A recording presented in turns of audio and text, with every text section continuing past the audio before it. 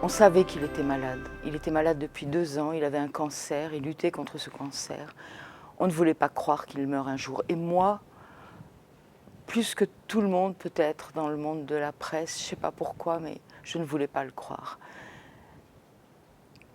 Chéreau, c'est un enfant prodige. C'était non seulement un artiste, et un artiste vraiment unique.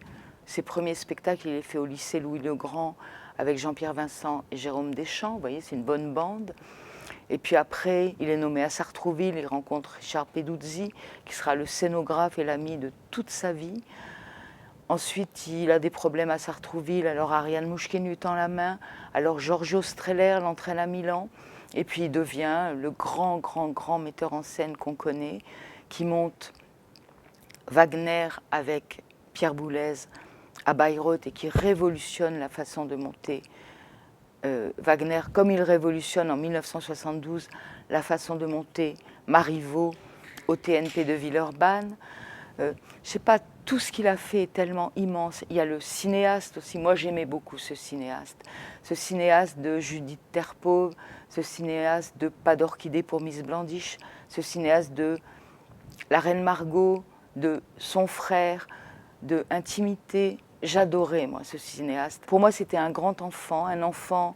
Peter Brook a cette belle formule, il dit « Un artiste, c'est un enfant expérimenté ». Eh bien, Patrice Chéreau, c'est l'enfant le plus expérimenté que j'ai connu. Il était rieur, taquin, et en même temps, il était profond, sombre. Il lisait tout le temps, il poussait les gens plus loin toujours. Et c'est vrai que on peut dire que toute la deuxième moitié du XXe siècle, enfin à partir des années 64 jusqu'à aujourd'hui, ça fait 50 années, presque 50 années. Lui, il aurait eu 69 ans le 2 novembre, c'est jeune de nos jours.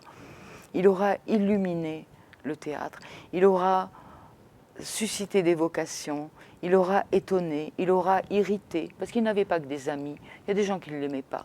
Moi, je n'ai pas honte de le dire, je l'adorais, j'avais une vénération pour lui, j'aurais voulu travailler avec lui, j'aurais voulu être comédienne, être assistante, être preneuse de son, être je sais pas quoi, mais voilà, j'aurais pas fait ça dans ma vie.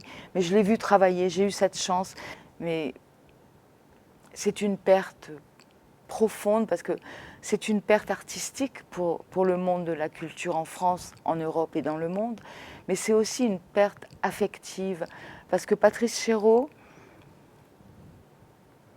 c'était le grand frère de tout le monde, c'était le garçon vers qui on allait quand on avait un truc idiot à dire ou un truc profond à dire. Et c'est le garçon qui vous aidait à grandir parce qu'il vous donnait des livres, il vous offrait des spectacles extraordinaires. Et voilà, je suis vraiment consternée. Je ne voulais pas croire qu'il était mortel.